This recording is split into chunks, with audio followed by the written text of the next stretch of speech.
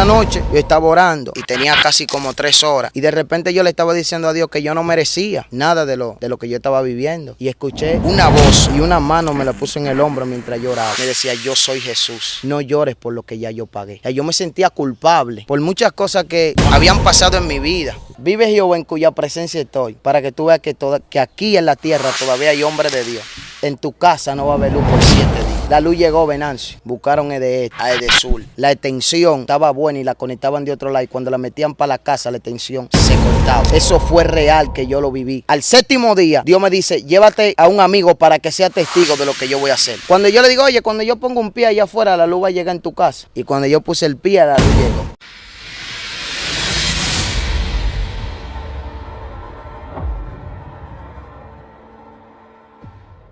Dios te bendiga, Dios te guarde de manera especial, la paz de Dios a contigo, tu casa, tu familia, tu ministerio, todo lo que usted representa en el Señor. Bienvenido a tu plataforma Venancio Amparo Oficial. Esto se puso serio. En esta ocasión estamos aquí fuera de cabina en San Felipe, de Punta de Villamella.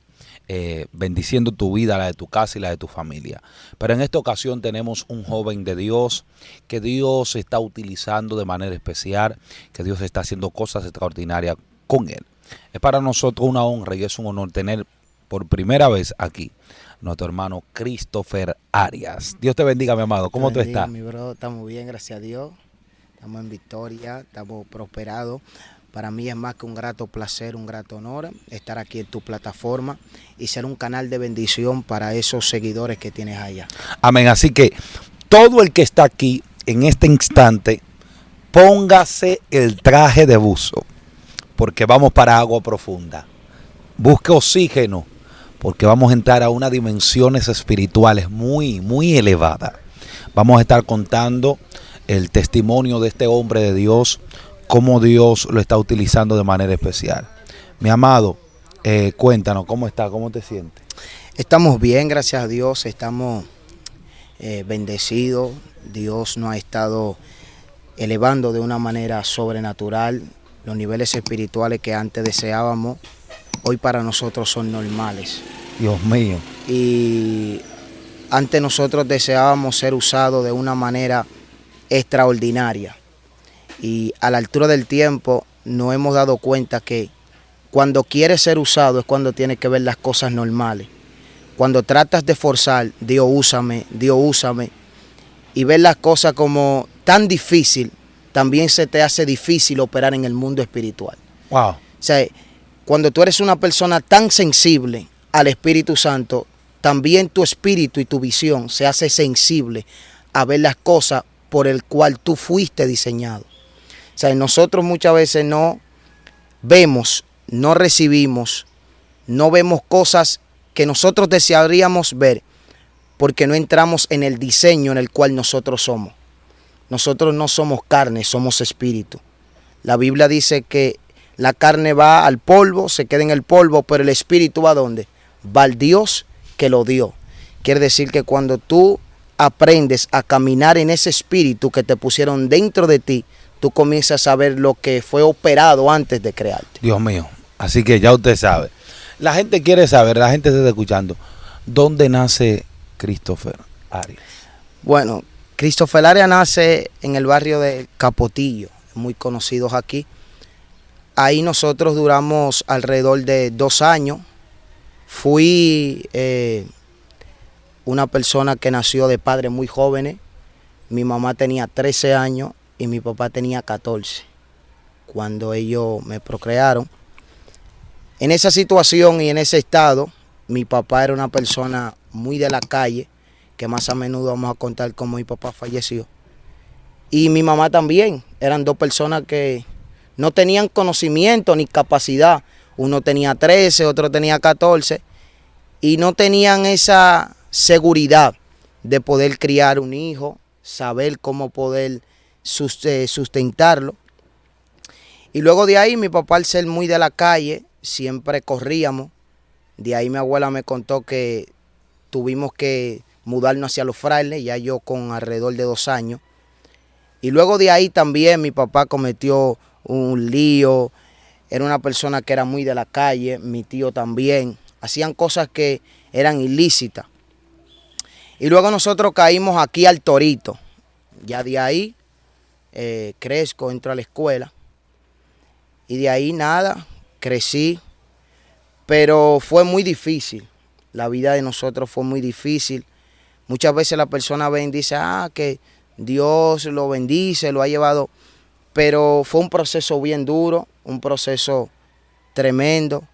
Al tú ver tu papá, tu familia, ser de la calle y tú criarte en ese entorno, ver todo lo que pasa en ese entorno y no contaminarte, quiere decir que hubo un propósito desde sí. Desde sí hubo un propósito porque yo veía a mi papá cómo venía de la calle, cómo venía con sustancia ilícita y muchas cosas, y eso nunca llegó a mi corazón.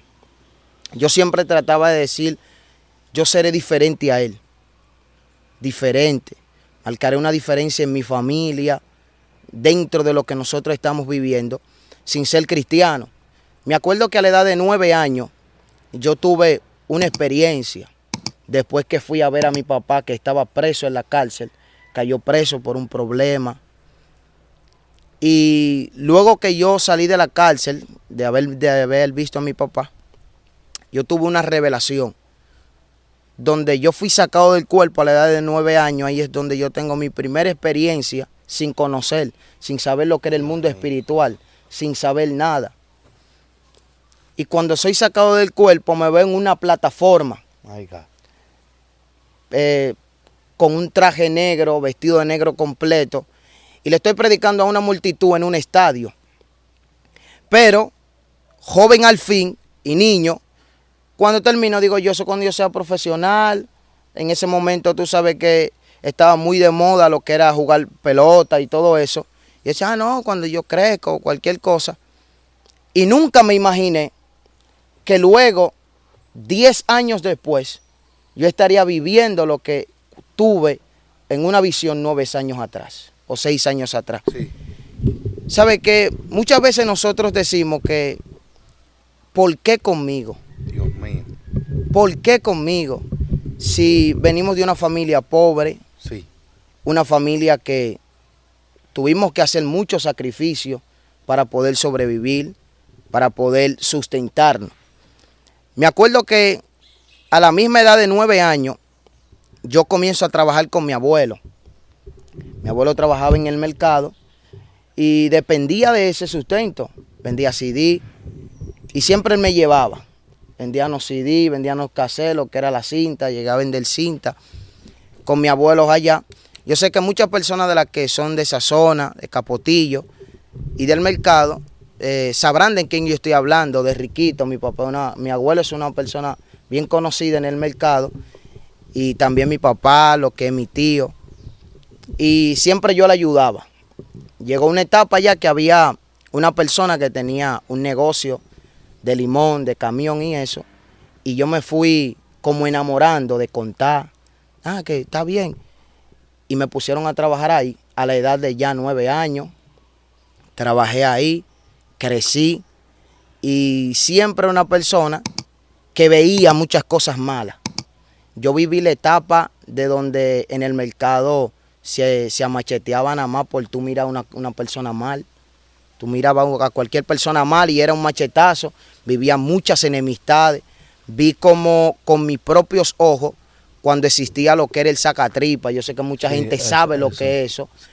Y con mis propios ojos como personas lo descuartizaban, brazos, muchos enemigos. Y todo eso nunca trató como de desenfocar mi mente de que había como una tacha, como una cobertura de que yo no permitía dejar entrar nada de lo negativo, nada de lo malo. Yo podía ver todo como niño, pero tenía la certeza y la seguridad de que algún día yo iba a poder ser alguien en la vida, alguien en la sociedad. Y poder ahora mismo dar ese testimonio es como una gran oportunidad. De que muchas personas dicen, no, yo no puedo levantarme de aquí, mi papá es delincuente, mi papá es un criminal, mi papá es esto. Yo soy un vivo ejemplo de que me crié en un entorno donde todos conocen Capotillo, sí, donde todos conocen la Francisco, donde todos conocen la 42 y todo ese círculo, tú poder reflejar algo bueno, fue lo que dijo Cristo o lo que dijeron mucha gente. De Nazaret puede salir algo bueno. Ven y ve. Porque Dios no hace acepción de personas. Dios saca de donde quiera. Y hoy en día la gente ve a uno y dice, no, que el muchacho trata de tener un carácter, trata de tener esto, pero no sabe lo que uno vio. No sabe lo que nosotros vivimos. No sabe lo que es una persona tocar tu puerta, la puerta de tu casa, y tú con 9, 10 años, 12, tú poder escuchar a alguien que te diga, si ustedes no pagan, lo vamos a sacar de aquí. Tú poder escuchar a alguien decir, ya no aguantamos más. Y tú tener que trabajar a la edad de 12 años. Nosotros pagábamos, mi abuela y yo pagábamos una casa de 7,000 pesos. Entonces, ¿tú quedaste viviendo solo con tu abuela? Sí, porque mi abuelo en un momento determinado se fue de la casa. Nosotros quedamos ahí, yo trabajaba, también ayudaba a mi abuela a vender Maví. Yo trabajaba, ¿no es verdad? Y después que yo terminaba mi trabajo, entonces yo me quedaba atendiendo el negocio de mi abuela. Wow. Y con eso era el sustento, lo que yo trabajaba, más lo que yo le vendía a mi abuela. Los Maví y todo eso, que yo sé que mucha gente sabe de lo que yo le estoy diciendo. Y nada, de ahí crecimos. Me acuerdo que antes de mudarnos para acá, para Villamella, yo escuché a mi abuela, no era cristiana, decir, Señor, dame una casa en que sea a la orilla del río, sin ser cristiana. Dicho y hecho, pasó un año después y eso mismo Dios le dio una casa a la orilla del río, donde nosotros vivimos hoy en día. O sea, algunas veces yo le digo, mami, tú tenías que pedirle que te dé una casa grande, una mansión. Hay veces que tú tienes que aprovechar como la temporada de fe que Dios te pone en el momento. O sea, tú tenías que pedirle una casota y Él te la iba a dar porque Él había visto tu angustia y Él había visto todo lo que nosotros hubiéramos pasado. ¿Sabe? En el sentido de que mi abuela no simplemente había pasado con eso de la casa, sino el problema con mi papá. ¿A qué edad fue que tu papá muere, verdad? Sí, ya yo tenía de 19 años. Ok. ¿Qué edad tú tienes ahora? 23. Quiere decir que fue hace, Sí, hace 4 años. Sí, no hace mucho. Pero mi papá fue el que le dio más agua de beber a mi abuela. Sí, porque a él le gustaba la calle. O sea, le gustaba la 42 todo el tiempo, vivir ahí. Y fue una persona que dentro del raciocinio de él no sabía lo que hacía. Porque bajo ese consumo de esa sustancia, él no sabía lo que estaba haciendo. Era una persona muy buena, pero cada vez que tomaba esa sustancia, se volvía loco. Se descontrolaba. Se descontrolaba, hacía cosas que a nosotros no nos agradaban y muchas cosas que nos hizo, que nos hirieron. Entonces, tú siempre estuviste con tu abuela, ¿verdad? Todo el tiempo. Porque al tu padre estar en la calle, tu mamá también no ser, estar en la calle también así, que lo contaste al principio. Entonces, ¿a qué edad es que tú conoces al Señor? Bueno, a la edad de 15 años. 15 años. Sí. ¿Cómo fue? Bueno. ¿Y a dónde? Eso fue allá, aquí viviendo en Villamella. Yo me acuerdo que esa noche yo tenía que levantarme a trabajar. Yo siempre me levantaba a trabajar de madrugada, a las 3 de la mañana. Todo aquel que conoce el mercadero sabe que a esa hora es que tiene que trabajar. Y en realidad, para mí eso fue muy frustrante. Porque después que yo salí de ese proceso de esos 4 o 5 años trabajando en el mercado, fue muy frustrante para mí yo poder dormir de madrugada, porque era todo el tiempo, a la 1, a las 3. Nunca yo podía dormir de madrugada, porque si dormía, no podía trabajar. Claro. ¿Qué sucede? Que una madrugada, como a las 3 de la mañana, ya mi abuela era cristiana, se levantaba a orar. Yo me acuerdo que yo tuve una experiencia, sí, una visión, donde yo veo que entra un personaje a mi cuarto. Aiga. Yo simplemente le podía ver los pies. Y me acuerdo que ese personaje solamente me dijo una palabra. ¿Qué te dijo? Iglesia. Yo me fui para el trabajo normal y mientras estoy contando limón, que trabajamos vendiendo limón, eso no sale de mi cabeza. Iglesia. Iglesia. Y yo estoy como medio loco porque la palabra de quien yo la recibí no fue de un cualquiera. La palabra que yo recibí fue un encuentro personal con Jesús, de que me dijo iglesia. O sea, lo más lindo es que a mí nadie me predicó. A mí nadie me dijo ve para la iglesia.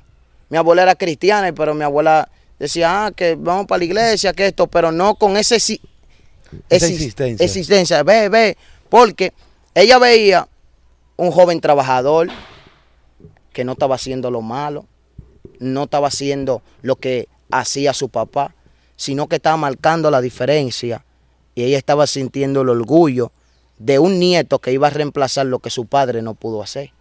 Dios mío. Y nada, y cuando yo vengo le digo a mi abuela, mami, mira, yo esta madrugada entró un personaje al cuarto, simplemente yo le pude ver los pies y solamente escuché una palabra que me decía iglesia y eso no sale de mi cabeza. Comencé a ir a la iglesia. Cuando comienzo a ir a la iglesia, el pastor me dice que él no me va a hacer el llamado, porque él entendía que yo tenía un llamado verdaderamente de parte de Dios, porque nadie va a la iglesia sino el Espíritu Santo que lo está convenciendo, que le está creando algo dentro. Pasó un mes y yo le pedí a Dios, ayúdame a dejar muchas cosas que tal vez yo sé que son malas. Y ahí comencé. O sea, comencé a ir a la iglesia. Luego me convierto un 14 de febrero del 2016. Y nada, me acuerdo que esa primera noche que lloré, no sabía orar, nunca había orado en mi vida. Y esa noche que lloré, solamente yo le dije una sola palabra. Dame entendimiento y sabiduría de tu palabra para yo saberla predicar. A la edad de 15 años, sin conocer nada. Comencé a hacer cosas que en mi mente no sabía, pero el Espíritu me dirigía. Me acuerdo que tomé un plan de oración, que fue el plan de las 7 horas. A la edad ya de 17 años, con experiencia, leyendo la palabra de Dios. Sí. Ahí es donde yo tengo mi segundo encuentro con Jesús. Yo tenía un propósito que yo oraba de 12 de la noche a 7 de la mañana, sin saber por qué. No era para que Dios me use, no era por un avivamiento, como ahora nosotros lo conocemos, sí, que ya nosotros oramos con entendimiento, como dice el apóstol Pablo. Claro. Antes nosotros orábamos sin tener, no, que son 3 horas, que son 4, que son, no, orábamos. Entonces, yo comencé a escuchar a Gigi Ávila, a muchos grandes predicadores, como Juan Carlos, y muchos hombres de Dios, que en realidad en ese momento, 2012, 2015 y 2016, estaban creando un movimiento de un avivamiento poderoso que ya se estaba avecinando. Bueno, de ahí yo comienzo a orar, a buscar a Dios, a buscar a Dios, a buscar a Dios, sin saber por qué, porque yo nunca en mi mente pasó que yo iba a ser predicador. Nunca en mi mente pasó que un muchacho que viene de una familia donde su misma familia decía va a ser más peor que su papá, va a hacer más cosas que su papá. Sí. Y yo verme ahí, yo no sabía. Pero una noche yo estaba orando y tenía casi como 3 horas. Y de repente yo le estaba diciendo a Dios que yo no merecía nada de lo que yo estaba viviendo. Yo no merecía su gracia, yo no merecía nada de eso. Y me llegaban esos pensamientos donde yo escuchaba a esa persona que decía, si no pagan, nosotros lo vamos a sacar de aquí. Si no pagan, nosotros lo vamos a sacar de aquí. Y yo decía, yo no merezco esto. Yo no merezco de tu gracia. Y escuché una voz y una mano me la puso en el hombro mientras yo oraba. Me decía, yo soy Jesús. No llores por lo que ya yo pagué. O sea, yo me sentía culpable. Dios mío. Por muchas cosas que habían pasado en mi vida. La gente no conoce y habla, pero yo soy en realidad lo que Dios ha querido que yo sea. Porque en verdad hoy en día, la felicidad que Dios me ha dado, yo no la cambio por nada. Por nada, ni por... Tú sabes lo que es que tu propia madre no pueda tenerte. Desde meses viví con mi abuela. Ya grande conocí a mi mamá. Y es algo tan increíble que tú dices, ¿cómo tú fuiste alguien? ¿Cómo terminaste la escuela? ¿Cómo? Todo eso. Y la gente hoy en día dice, pero no, eso no puede ser cierto. ¿A qué edad tú conociste a tu mamá? Bueno, ya con raciocinio. Así tú, porque ella te vio a ti cuando tú naciste Sí. y todo eso. Pero que tú la conociste tú grande, ya tú. Bueno, ya con 7, 9 años. Ya que ya yo entendía. Porque yo no, al ser un niño, no ve a mi mamá. Yo sufría mucho en la escuela. Sufría mucho. Porque al ser sobresaliente, mi mamá nunca como que, al ella estar en la calle, nunca tal vez tenía el tiempo de poder declararme. Ok, que tú me contaste una vez sobre eso. Exactamente. Y nunca tenía el tiempo de poder declararme. Y todo eso yo lo tenía que sufrir. Porque yo fui declarado ya a la edad de 20 años. Yo estudié sin papeles. Sí se puede. Wow. Sí se puede tú poder ser alguien en la vida y con todas las cosas contrarias.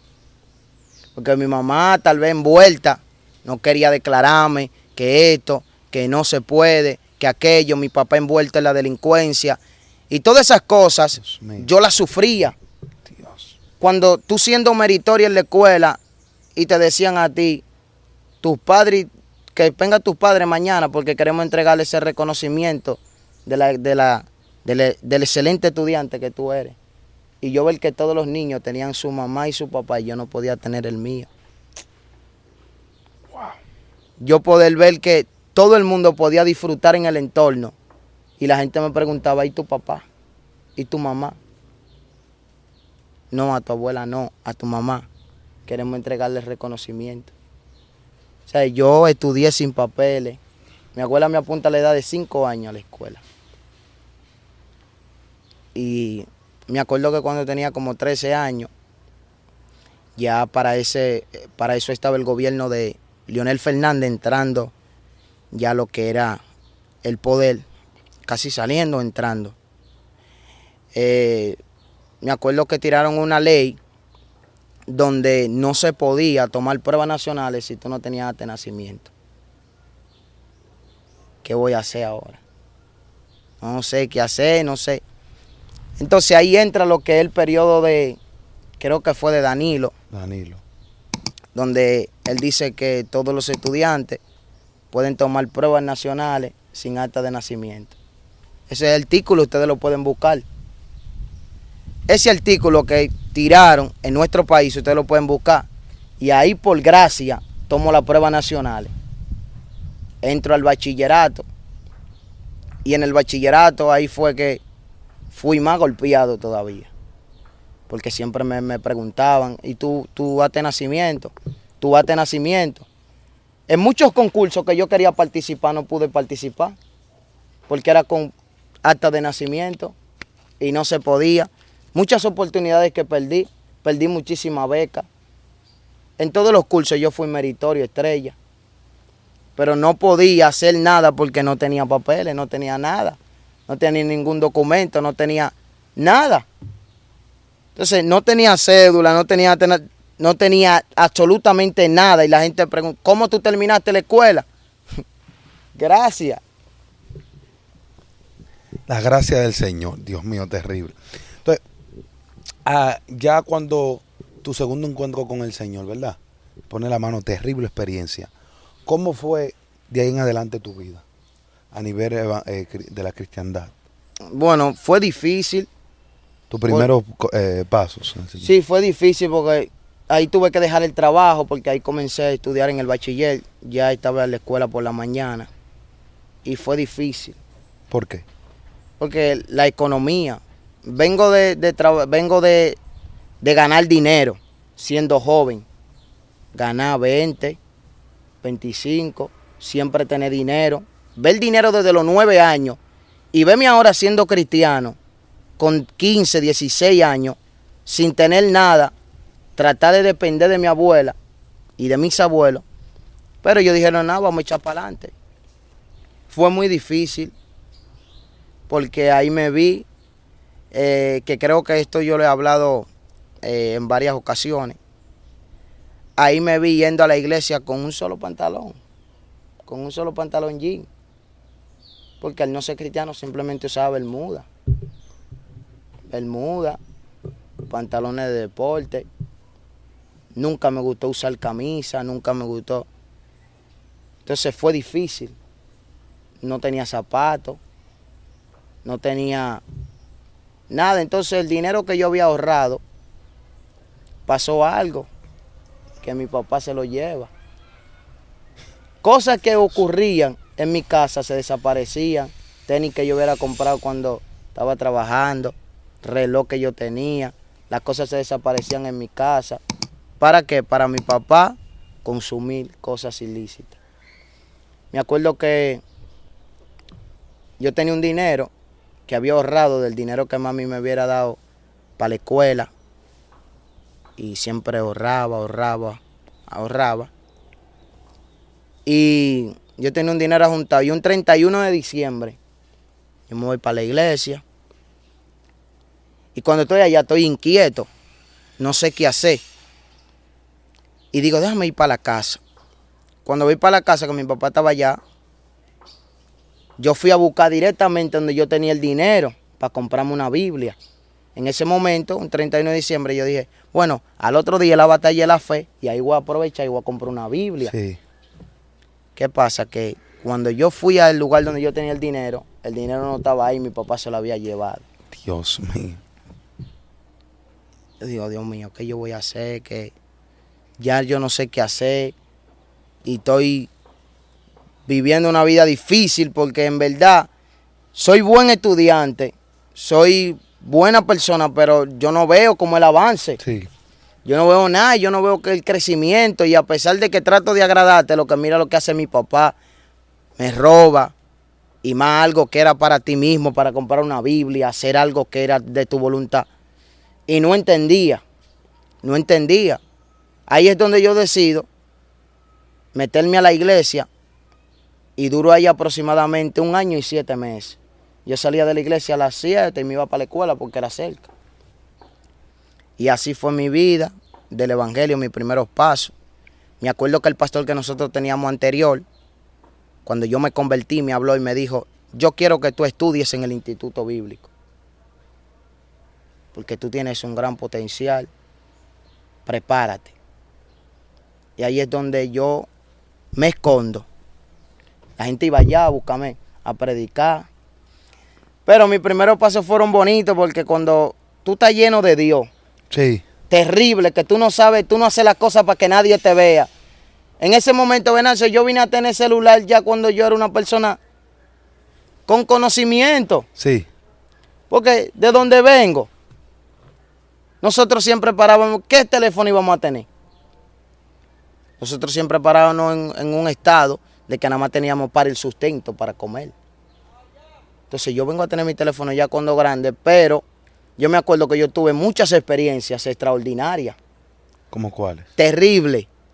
Que de mi iglesia te pueden testificar, y cuando vean este video, una persona que se congrega allá, yo me acuerdo que él decía, este se cree como el más sobresaliente, como el más esto, que el que más ora, que el que más viene a la iglesia a orar, que el que más viene temprano. ¿Qué pasa? Que yo le dije, vive Jehová en cuya presencia estoy, para que tú veas que aquí en la tierra todavía hay hombres de Dios. En tu casa no va a haber luz por 7 días. Dios mío. Si estoy hablando mentira, la hermana Altagracia, que siempre va a mi casa, que sabe que fue su hijo y sabe que lo vivió esto, la luz llegó, Venancio. buscaron de este a de sur. La extensión estaba buena y la conectaban de otro lado. Y cuando la metían para la casa, la extensión se cortaba. Wow. Eso fue real que yo lo viví. Luego de 6 días, al 7º día, Dios me dice, llévate a un amigo para que sea testigo de lo que yo voy a hacer. Cuando yo me llevo a mi hermano Luis, conocido como Moñón, el día ya del 18, yo le digo, Luis, ven, vamos. Cuando yo voy, el amigo mío me dice, oye, ya van 7 días ya. Ahora para que venga la luz. Y yo, de verdad que ya van 7 días, me olvidé de eso que yo hubiera dicho. Cuando yo le digo, oye, cuando yo pongo un pie allá afuera, la luz va a llegar en tu casa. Y cuando yo puse el pie, la luz llegó. Dios mío. Esto se puso serio. Usted tiene que compartir esta palabra. Este hombre está contando cosas que usted no sabía que Dios ha hecho con él. Comparta esto. Esto tiene que andar el mundo. Dele like a este asunto. Mira, y mi abuela, que es la que más ha visto cosas. Yo estaba orando antes de ir para la iglesia. Sí. Y Dios me mostraba, Venancio, Dios mío. las personas cómo iban a ir vestidas. Y yo le decía a mi abuela antes de que vayáramos a la iglesia, fulana va a ir vestida así, fulana va a ir vestida así. El pastor lo iba a predicar de tal tema, tal cosa. Me acuerdo que una tarde Dios me revela una mujer que tenía meses, ¿qué meses? Años que no iba a la iglesia. Y yo le digo, mami, Judy hoy va a ir para la iglesia. Y la veo sentada antes, que es la única que está en la iglesia. Y ella abre la iglesia. Y está sentada en una silla blanca y tiene una falda gris y tiene una blusa roja. Mi abuela me dice, no, tú te estás volviendo loco, la oración te están volviendo loco. Dios mío. El silicio te está volviendo loco. Tú no estás viendo que tú no te ves ya. Tú estás seco, tú no dejas de ayunar. Tú no comes, tú no haces nada. Y yo dije, va a estar así como yo te estoy diciendo. Y cuando fuimos, así mismito estaba la mujer, como yo le dije, con la gris, todo. Que es algo que simplemente está oculto en el 18. La gente conoce al Christopher Arias del 18. Sí. Pero el mundo y la gente que están afuera no. La gente sabe que personas católicas iban a mi casa. Porque el esposo era católico a rajatabla y esa mujer se estaba muriendo. Y en 8 minutos, la hija de esa mujer que estaba enferma, sufriendo de algo que no la dejaba ser libre, Wow. dijo, mira, mi papá salió. Tú sabes que es a rajatabla. Y nosotros creemos en el poder que Dios ha depositado en ti. Solamente entra y ora por mi mamá. Y nosotros entramos. Y declaramos una palabra de sanidad en el nombre de Jesús. Dios mío. La mujer se sanó, Venancio. Lo que yo te estoy diciendo no es algo como para impresionar a la gente, porque esto nunca hubiera salido a la luz, yo nunca hubiera hablado de esto, yo nunca hubiera dicho a nadie tal cosa, simplemente lo que estaban en mi entorno, mi testimonio yo nunca se lo hubiera dado a nadie. Nunca yo hubiera expresado tal cosa. Y la gente hoy en día ve, que Christopher Arias, que esto, que aquello, y no conocen. Muchas veces tú no puedes tratar de cambiar tu felicidad, lo que te hace feliz, lo que realmente tú sabes que tú viviste con Dios solamente en secreto. My God. Tú no puedes tratar de cambiar una felicidad que te la dio Dios por un comentario de alguien. Porque alguien se te levante y te diga, no, que tú tienes que hacer así, no, que tú eres una persona tal. Lo que tú estás diciendo simplemente sale de tu ignorancia y de lo que tú no estás viendo. Dios mío. Pero detrás de cada persona hay un proceso, hay unas heridas, hay lágrimas, hay lloro. El apóstol Pablo fue un hombre que subió al tercer cielo, que con los paños de él se sanaban los enfermos, pero dijo en una ocasión, yo he sabido aprender cualquiera que sea mi situación. Ustedes me están viendo que cargo gloria, pero detrás de mí hay herida. Ustedes me están viendo que simplemente soy un hombre que subo al tercer cielo, pero detrás de mí hay cadenas, detrás de mí hay azote. Me han dado 39, he sido azotado, he sido herido, he estado náufrago. Nadie ha estado ahí, pero mi Señor Jesús ha estado. Una crítica de ustedes no va a determinar lo que yo soy. Dios mío. My God. El poder que nosotros cargamos de parte de Dios, nosotros no podemos dejarnos quitar eso por un comentario. Si fuera por eso, Cristo se hubiera llevado de los fariseos y no hubiera sido el Cristo que hoy conocemos. La gente hablaba de él, pero tú eres hijo de un carpintero. Sí. Pero tú vas a decir que tú cargas gloria siendo un hijo de un carpintero. Pero de donde tú vienes, pero tú crees que una persona que viene del Capotillo, que viene de tal cosa, puede cargar la unción de Dios. Wow. Entonces la gente no entiende eso, que es cuando Dios se la coge con un hombre. Dios mío. Si Dios pone gracia en ti, puede levantarse quien se levante. Se levantaron las autoridades más grandes que había existido en el tiempo de Israel y no pudieron detener la gloria que Cristo cargaba. Sí. O sea, siempre hay que entender algo. Nunca van a criticar a alguien que sea del círculo de ellos, porque ellos se respaldan entre ellos. ¿Cuándo van a comenzar a criticar a uno que es diferente entre el montón?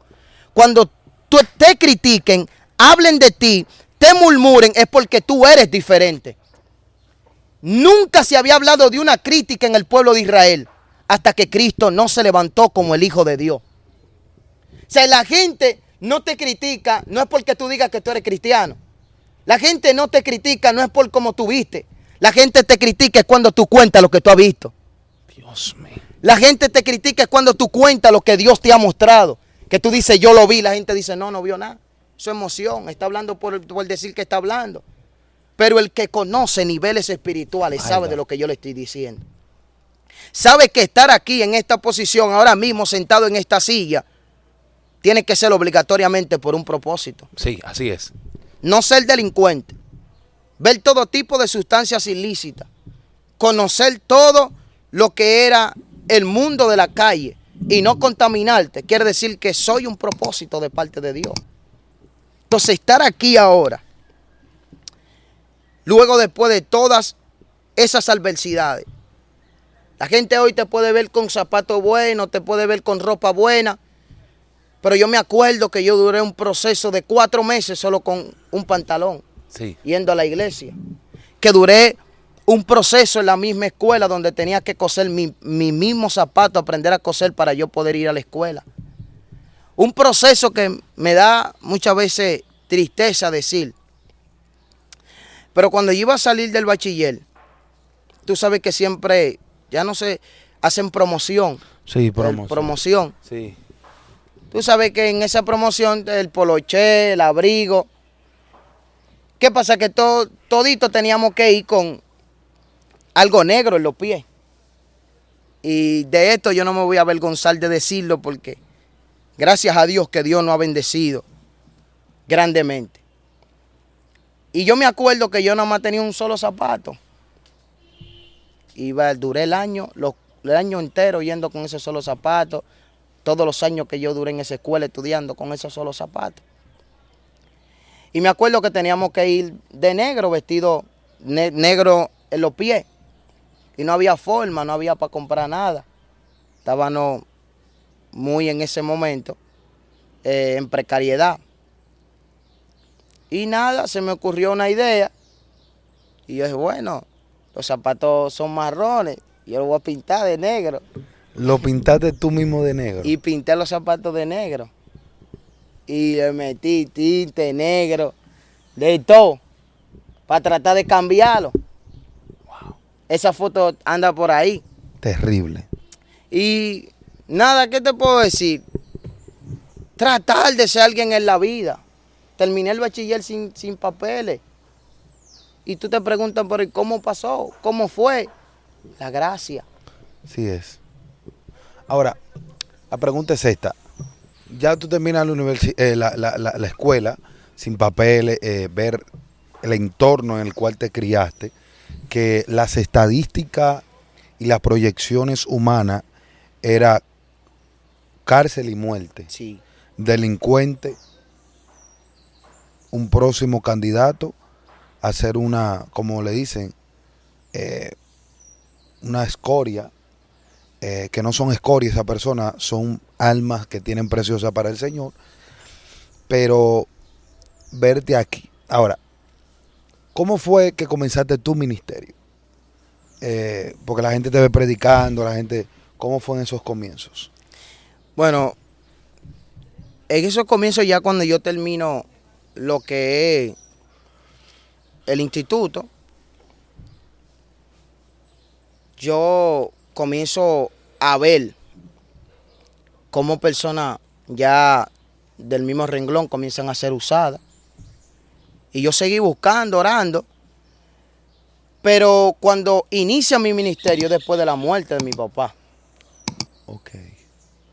Cuando mi papá ya muere. ¿Cómo fue ese día? Cuéntanos. Bueno, Ese día que te llegó la noticia. ese día ya nosotros, ya yo y mi abuela ya lo sabíamos. Porque llorando en la iglesia, nosotros ya estábamos cansados. Si te podíamos decir, Venancio, nosotros sufríamos mucho. Mucho sufríamos. Con mi papá nosotros sufrimos muchísimo. Y estábamos cansados ya, esperando una respuesta de Dios, que sea Dios que haga lo que Él quiera. Y orando, me acuerdo en el 2019, me acuerdo que estaba orando en la iglesia a principio. Y Dios me habló y me dijo, este año me lo llevo. Y este año, Él me dijo, a finales de este año me lo llevo. Y yo le dije a mi abuela, y le dije, no se asuste, prepare su corazón, prepárelo bien, porque este año ya Dios dice que se lo lleva. Ese día de la muerte de mi papá fue espantoso y fue muy terrible. Porque yo tenía 1 año y 7 meses durmiendo en la iglesia, porque yo no dormía allí en la casa porque era una batalla. Y yo me acuerdo que yo ese día dormí, dije, yo voy a dormir en la casa. Y me quedo en la casa y no puedo dormir, porque al tener 1 año y 7 meses durmiendo en el piso se me hace incómodo. Está acostumbrado a la cama, ¿me entiendes? A dormir ya en la cama y se me hacía muy difícil. ¿Qué sucede? Que a las 3 de la mañana yo todavía no puedo dormir, no puedo concebir el sueño, no puedo hacer nada. De repente me quedo como en un éxtasis, como de segundo. Y veo que estoy caminando en la 42. Estoy caminando con una Biblia en la mano, de allá hacia acá, de allá hacia acá. Me despierto y digo, pero el único que puede estar por ahí ahora mismo es mi papá. Cuando vuelvo y me acuesto como segundo, que no podía dormir, vuelvo y tengo la misma visión. Donde me paseaba con la Biblia en ese lugar. Cuando yo salgo, el Espíritu me dice, entiende lo que te estoy diciendo. Y ahí yo comprendo y entiendo y digo, llegó el día de que mi papá ya iba a morir. Cuando llega la noticia, 4 de la mañana, mi tía toca la puerta, que vivía en ese tiempo ahí. Toca la puerta, cuando ella toca la puerta y le dice a mi abuela que abra.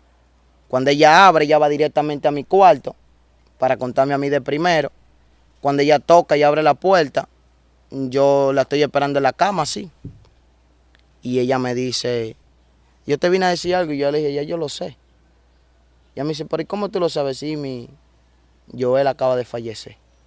Y ella se fue para atrás. ¿Sí? ¡Boom! No supimos más de ella. Y nada, en el mismo lugar donde yo tuve la visión, donde yo me paseaba, fue en el mismo lugar donde mi papá falleció.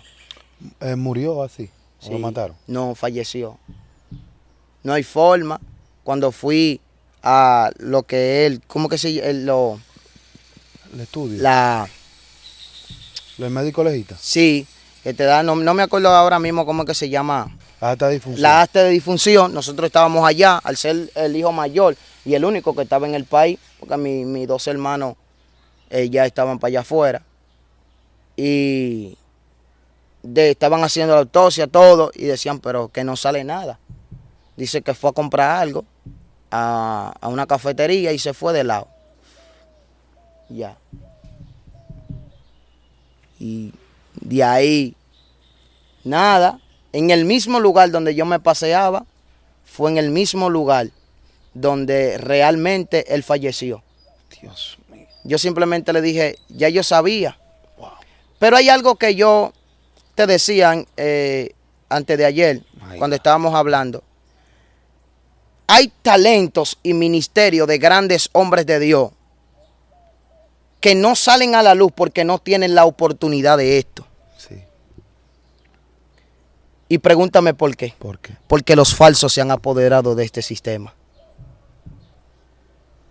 Y nunca le van a dar la oportunidad. Recuérdate que el diablo es inteligente y es astuto. Tú no sabes que cuando un hombre carga gloria, hace que el pueblo se enamore de Dios. Dios mío. ¿Qué pasó en el pueblo de Israel con Jesús? ¿Qué pasó con Pedro? ¿Qué pasó con la iglesia? Cuando ellos comenzaron a ver milagros, comenzaron a enamorarse de Dios. El enemigo nunca va a querer que la iglesia se enamore de Dios.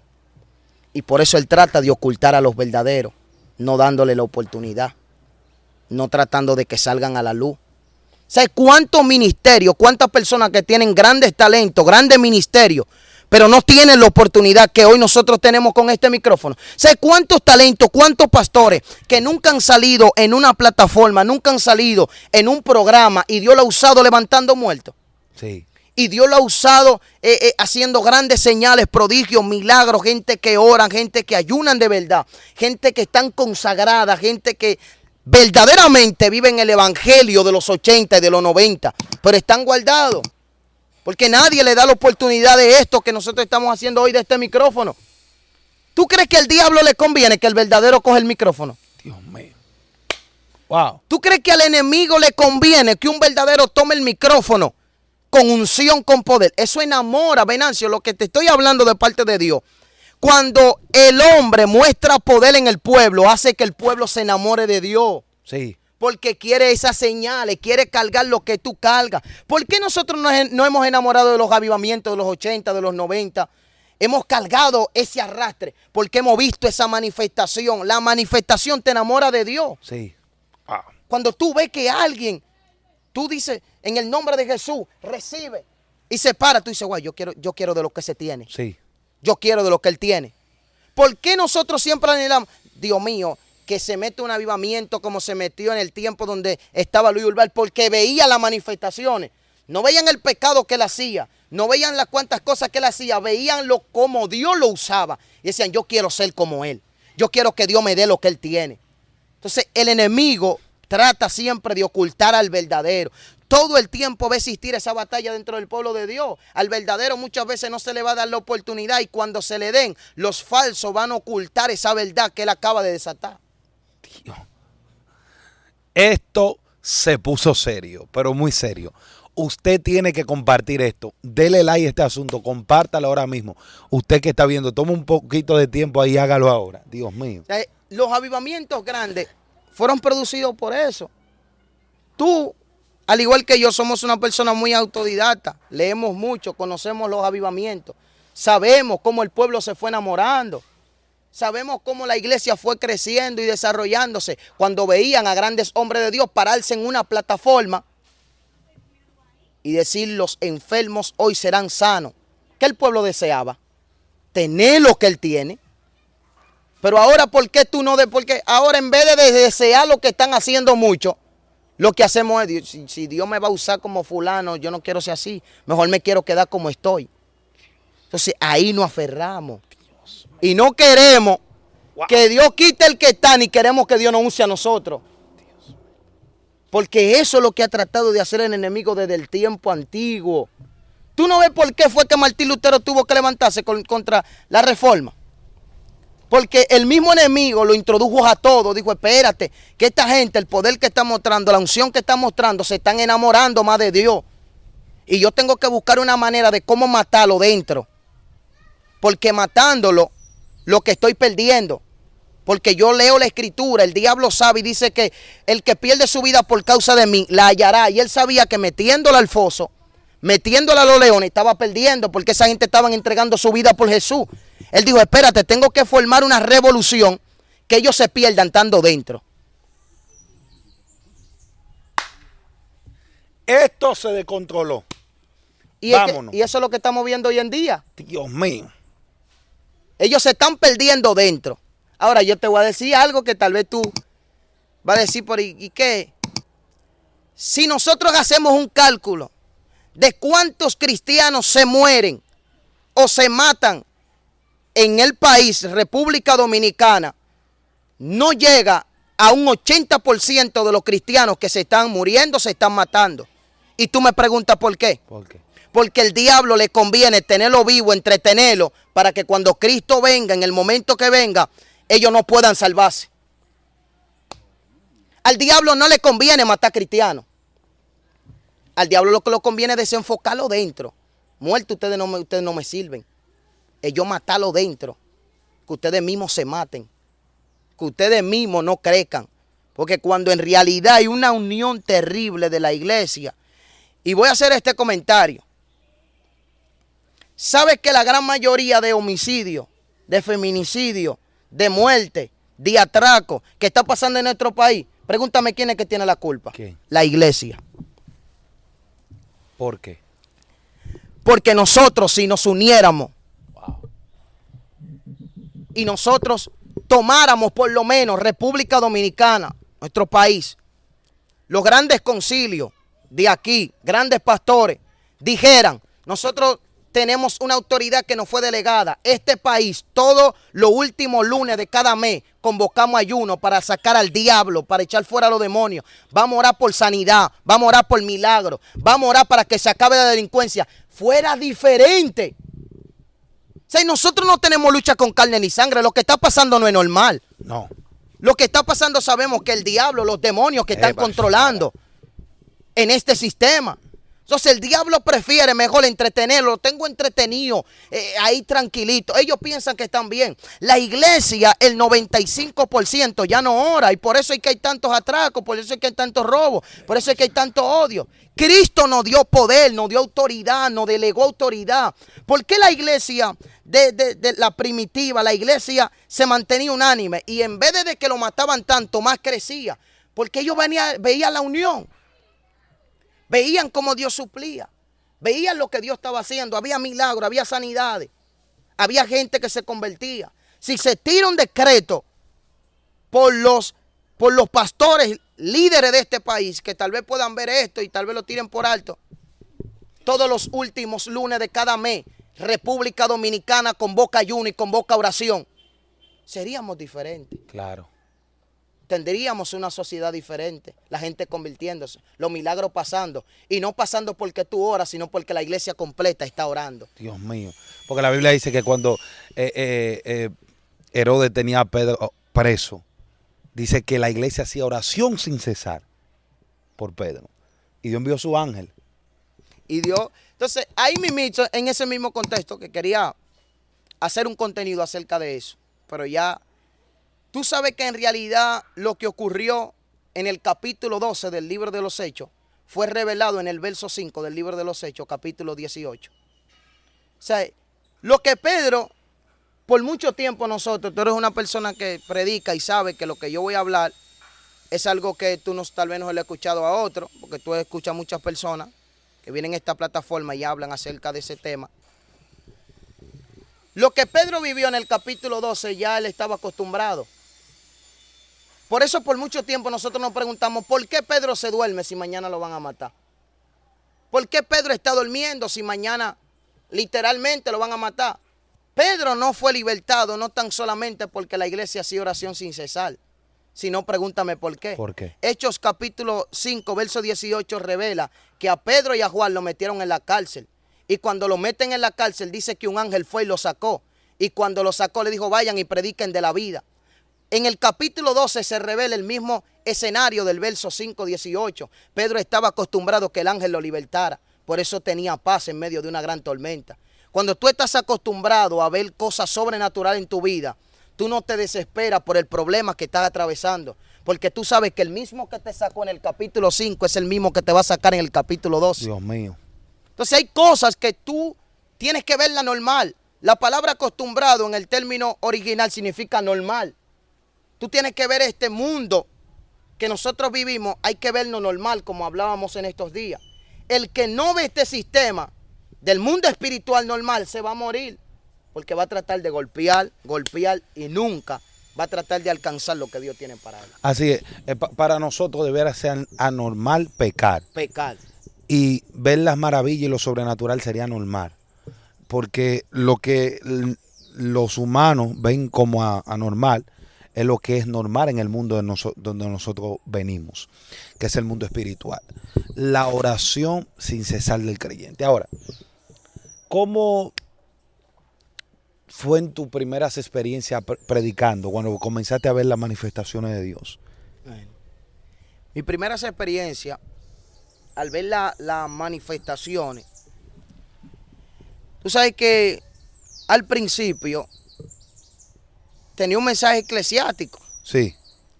Cuando llegamos allá a la plataforma donde estábamos, tú sabes que no había el fuego. Sí. Simplemente estaba la palabra porque había venido de un instituto, no sabía lo que era, literalmente lo que era el fuego del Espíritu Santo, no sabía lo que era realidad.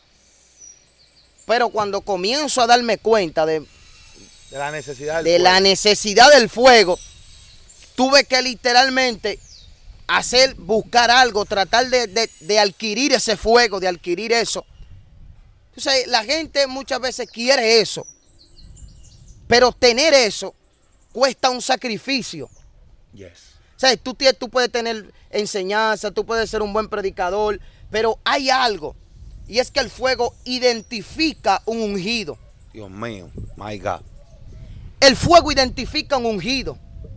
Porque con lo que tú vas a pelear no es con enseñanza, tú vas a pelear con demonios. Y los demonios salen con fuego. Uf. Los espíritus salen con la unción que tú cargas. Los enfermos son sanados con la unción que Dios ha depositado. O sea, yo nada más tenía la palabra, pero no tenía el fuego. Me hacía falta ese fuego del Espíritu Santo. Y me acuerdo que una noche, orando, yo le decía, Señor, yo quiero que tú me des el fuego del Espíritu Santo. Yo necesito el fuego, yo necesito el fuego, yo necesito el fuego. Y me acuerdo que una noche yo estaba orando y luego me acuesto. Y yo sentí una brisa fuerte que remenió la cama. Y cuando remenió la cama, que yo sentía, ¿qué es lo que está pasando? Yo sentí un fuego que se entró dentro de mi pecho. Yo decía, Dios mío, pero me quemo, me quemo, me quemo. Y ahí comencé a hablar unas lenguas celestiales, angelicales. Y no paraba de hablar unas lenguas angelicales. Mi abuela es testigo de todo lo que yo te estoy diciendo, porque siempre he estado con ella. Ella se despierta y cuando se despierta y escucha el lenguaje angelical, Dios, ella entiende que Dios me acababa de bautizar en lengua. my God. Había caído el fuego del Espíritu Santo. De ahí yo no predicaba y de ahí comenzaron a llegar las actividades, comenzaron a llegar las prédicas. Y ahí yo vi cómo Dios comenzaba a operar en fuego. La palabra, pero cuando tú venías con el fuego del Espíritu Santo, tú sentías como ese amor, tú sentías como esa dulzura.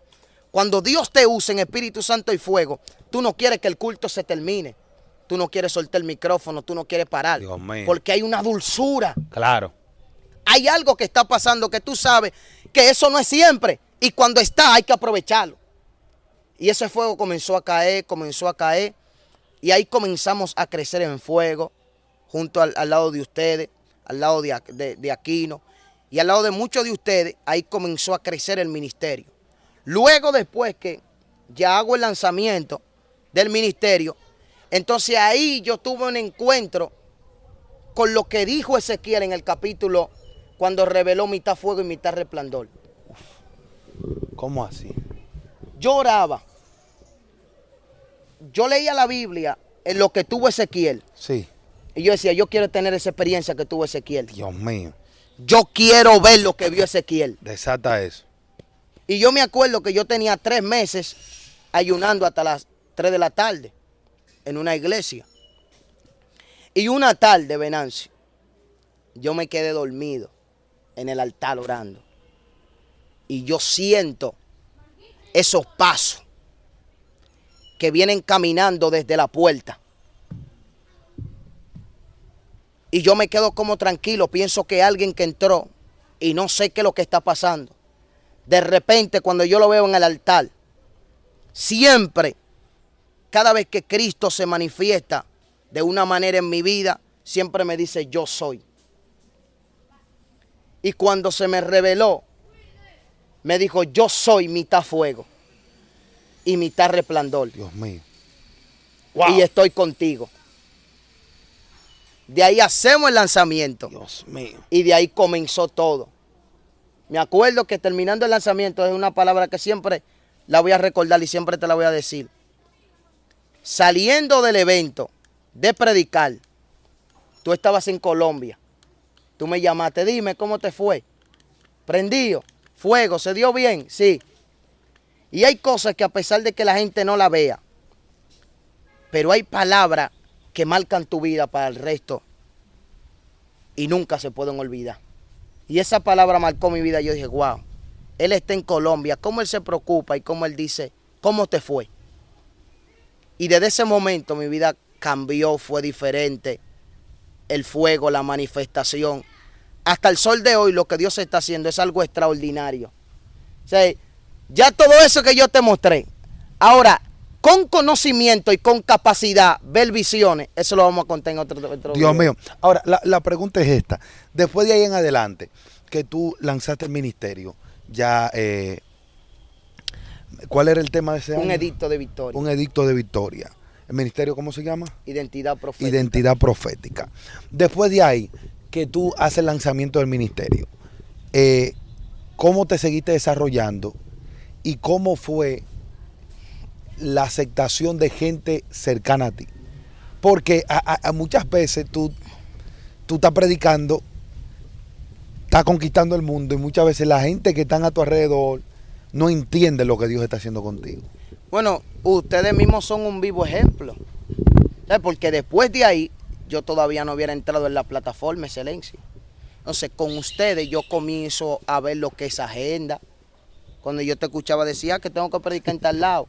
Que tengo que predicar en tal lado. Yo vengo de un instituto, yo predicando. Estudiando. Yo nunca sabía lo que era tener 30 días de prédica. Yo no sabía lo que era tener una semana pisado.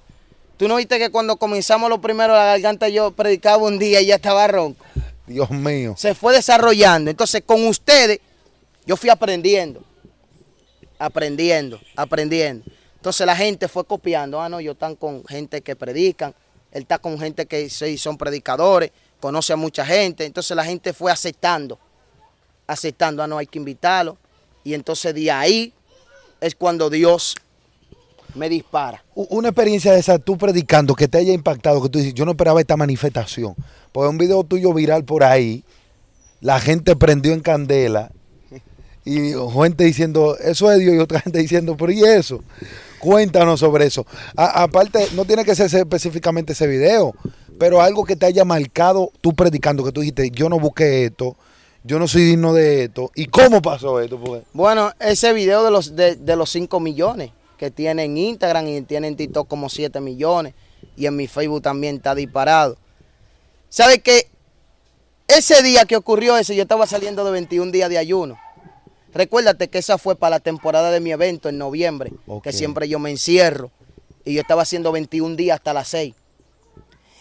Y yo me acuerdo que esa noche, mi amigo Alexis Pérez, que sabe que vivimos una experiencia extraordinaria, nosotros teníamos que predicar para el Toro. Sí, el Toro. Ay, que eso es lejísimo. Y nos fuimos en motor. El motor se nos apaga 3 veces en medio de la nada. No hay nadie por ahí. Nadie está absolutamente. ¿Qué sucede? Yo lo que estoy cansado, yo iba a cancelar esa prédica, yo no quería predicar, yo lo que quería descansar porque ya faltaban 2 días para el evento. Quería estar tranquilo. ¿Qué sucede? Que cuando nosotros, vamos de camino, yo escucho una voz que me dice, mientras el motor prenda todavía hay esperanza. Yo no sé nada. Y le dimos.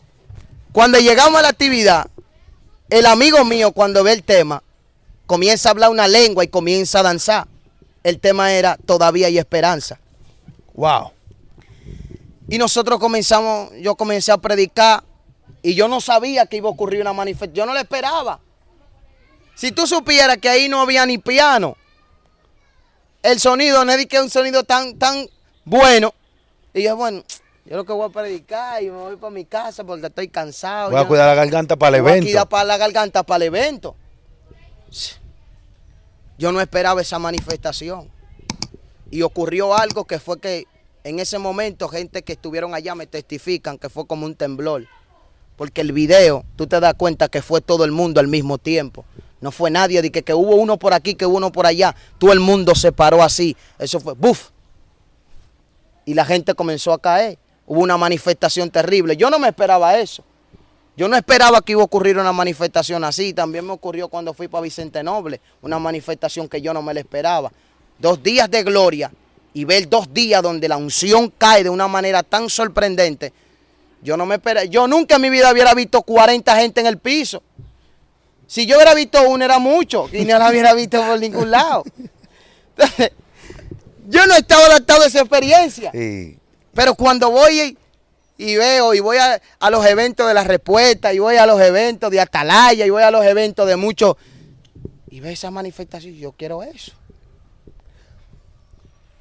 Un momento difícil que tú hayas vivido ya en el ministerio, que tú te han sacado lágrimas, pero que tú le sacaste, dentro del evangelio, que tú le sacaste una parte buena, una parte, a un momento negativo le sacaste una enseñanza positiva. A las críticas ¿Por qué? de ser original y de no pertenecer al sistema que todos quieren pertenecer. Eso me ha hecho llorar, pero a la misma vez me ha hecho demostrar que ser genuino vale la pena. Ser original vale la pena.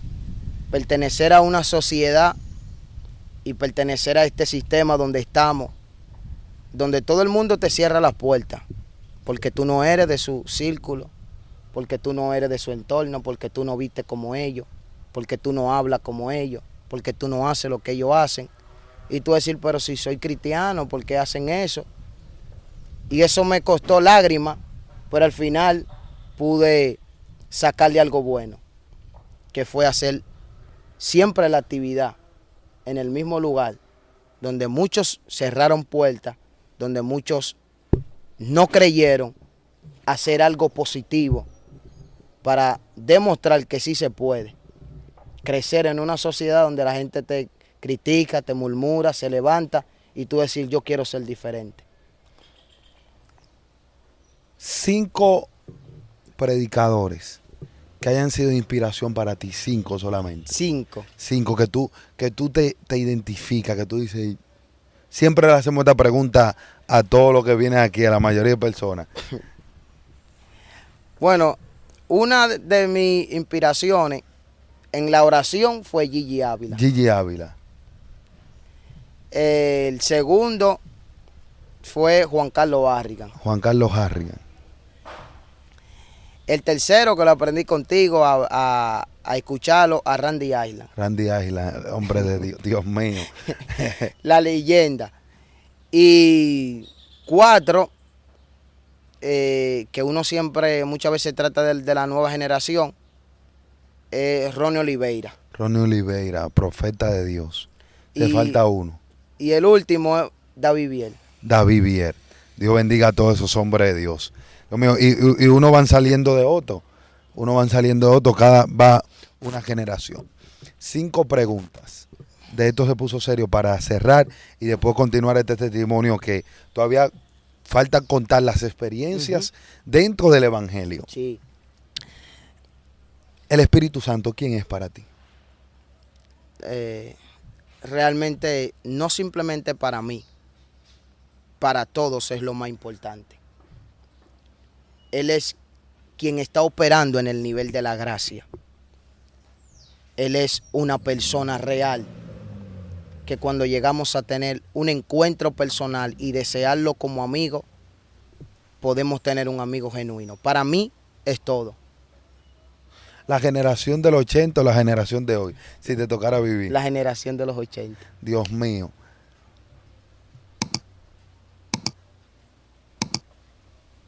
¿Cuál es tu libro favorito de la Biblia?